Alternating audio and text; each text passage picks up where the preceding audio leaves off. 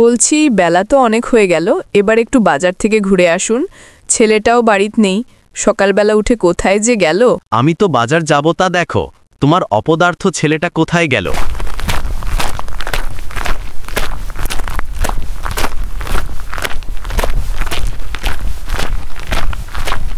তারপর সে পাহুড়ি তোলার রাস্তা দিয়ে অনেকটা পথ হেঁটে হেঁটে বাজারের দিকে যাচ্ছে আর ভাবছে কামাইপাতি একেবারে শেষ হয়ে গেল, এরপর কি খাবে।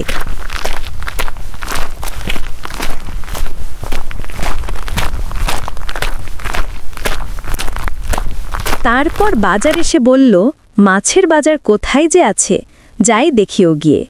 এদিকে বেলাও অনেক হয়ে গেছে। এদিকে রহিমার ছেলে তার বন্ধুর সাথে দেখা করতে এসে বলল, কি রে, একা একা কি করছিস এখানে? এই তো বসে আছি। তা তুই কোথা থেকে আসলি?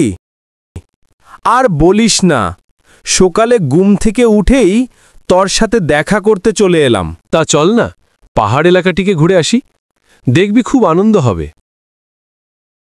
চল এইবার ওই দিকটা থেকে ঘুরে আসি, ওই দিকটা অনেক সুন্দর। হ্যাঁ চল, কিন্তু তাড়াতাড়ি বাড়ি যেতে হবে, না হলে মা বকা দিবে।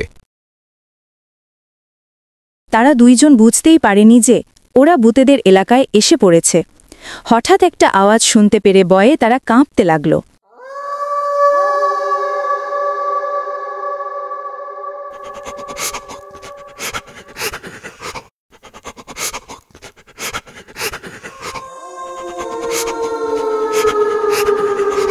কে তোরা এখানে কেন এসেছিস?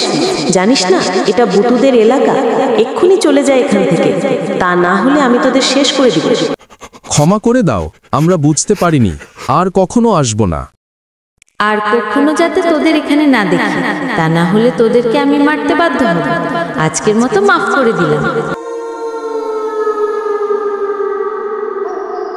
তারপর সে তার বন্ধুকে বাড়ি রেখে একা একাই বাড়ির দিকে রওনা দিল। বাড়ির যাবার পথে একটি গাছের উপর একটি টিয়া দেখতে পেরে বলল, এই যে শুনছ, তুমি কি আমার সাথে আমার বাড়ি যাবে?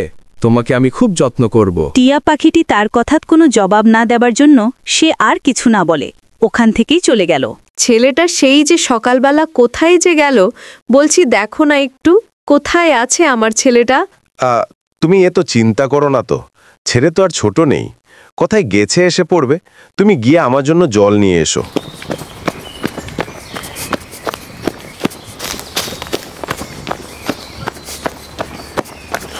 তারপর রহিমার ছেলে বাড়ি গিয়ে বলল, বাবা তুই এসেছিস? কোথায় গিয়েছিলি? খাওয়া শেষ করে তাড়াতাড়ি শুয়ে পড়ে আর ভাবতে থাকে সেই মায়াবী ভূতের কথা। কি ভয়ঙ্কর ছিল, দেখলেই গা শিরশির করে ওঠে। ভাবতে ভাবতে এর মধ্যে ঘুমিয়ে পড়ে। সকাল না হতেই মা এসে বলল,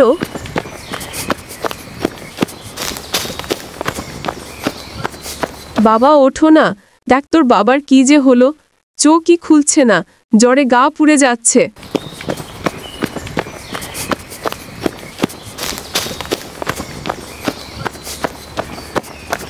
অনেক জ্বর। মা, তুমি চিন্তা করো না, আমি ডক্টরের কাছ থেকে ওষুধ নিয়ে আসছি। সে দৌড়ে গেল ওষুধ আনতে তার বাবার জন্য। ডক্টরের ওষুধ খেয়েও তার বাবা ভালো হলো না। এখন সে কি করবে?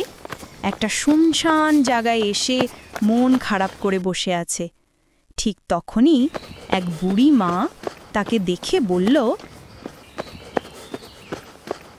কি রে, কি হয়েছে তোর, মন খারাপ করে বসে আছিস কেন? তারপর তার বাবার কথা সব খুলে বলল। ও এই ব্যাপার, শোন তাহলে। সেই বুটোদের এলাকা ছেড়ে এক ঘন জঙ্গলে এক নীল গাছে একটা ফল নিয়ে তোর বাবা খাইয়ে দিবি।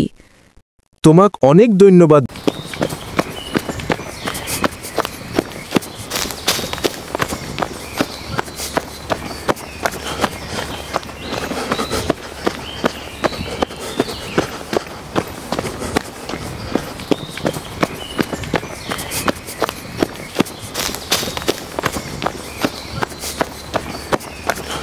হাঁটতে হাঁটতে সে কখন যে বতুদের এলাকায় এসেছে নিজেই বুঝতে পারেনি।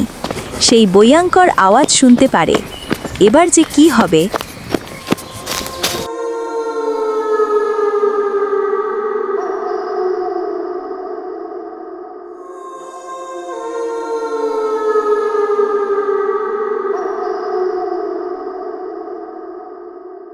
তুই আবার কেন এসেছিস? তোর কি অল্প ভয় করে না? বিশ্বাস করো, আমি নিজের ইচ্ছাত আসিনি। আমার বাবা খুব অসুস্থ। আমি নীল গাছের ফল আনতে যাচ্ছি। তুমি আমাকে যেতে দাও দয়া করে।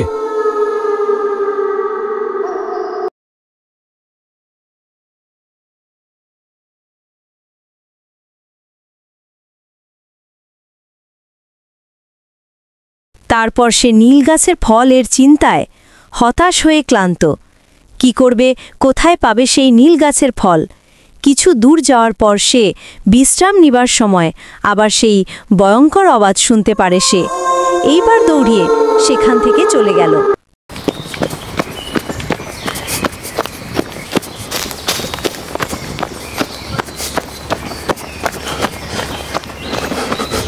তো বন্ধুরা, সে কি পারবে তার বাবাকে বাঁচাতে? পরের ভিডিও দেখার জন্যে চ্যানেলটি সাবস্ক্রাইব করে রাখুন। এর পরের ভিডিও খুব জলদি আসবে আশা রাখছি। ধন্যবাদ।